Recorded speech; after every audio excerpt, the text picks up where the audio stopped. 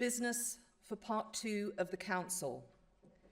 Your Majesty, to make your declaration.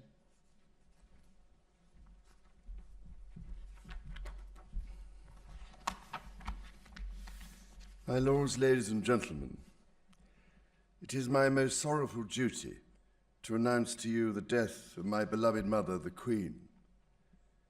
I know how deeply you, the entire nation, and I think I may say the whole world, sympathize with me in the irreparable loss we've all suffered. It is the greatest consolation to me to know of the sympathy expressed by so many to my sister and brothers, and that such overwhelming affection and support should be extended to our whole family in our loss. To all of us as a family, as to this kingdom and the wider family of nations of which it is a part, my mother gave an example of lifelong love and of selfless service. My mother's reign was unequalled in its duration, its dedication, and its devotion. Even as we grieve, we give thanks for this most faithful life.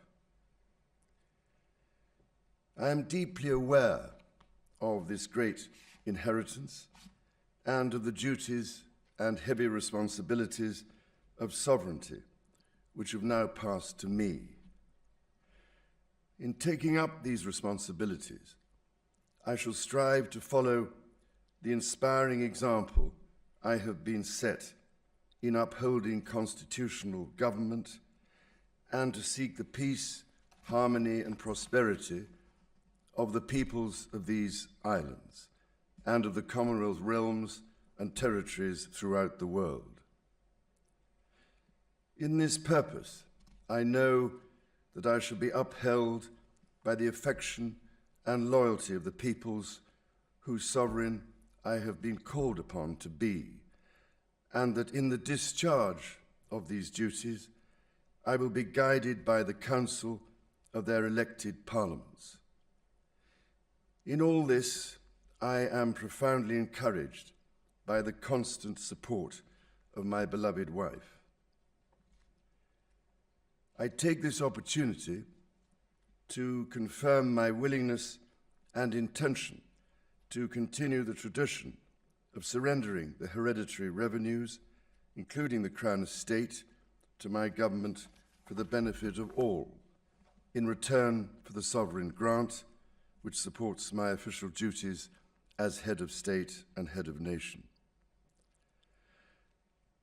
And in carrying out the heavy task that has been laid upon me, and to which I now dedicate what remains to me of my life, I pray for the guidance and help of Almighty God.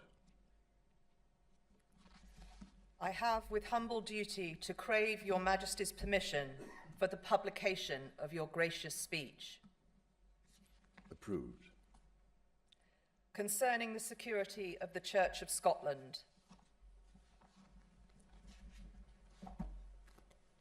I understand that the law requires that I should, at my accession to the Crown, take and subscribe the oath relating to the security of the Church of Scotland.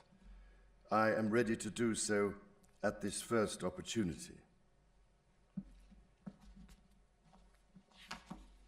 I, Charles III, by the grace of God of the United Kingdom of Great Britain and Northern Ireland, and of my other realms and territories, King, Defender of the Faith, do faithfully promise and swear that I shall inviolably maintain and preserve the settlement of the true Protestant religion as established by the laws made in Scotland in prosecution of the claim of right, and particularly by an act intituled An Act for Securing the Protestant Religion and Presbyterian Church Government, and by the acts passed in the Parliament of both kingdoms for union of the two kingdoms, together with the government, worship, discipline, rights and privileges of the Church of Scotland. So help me God.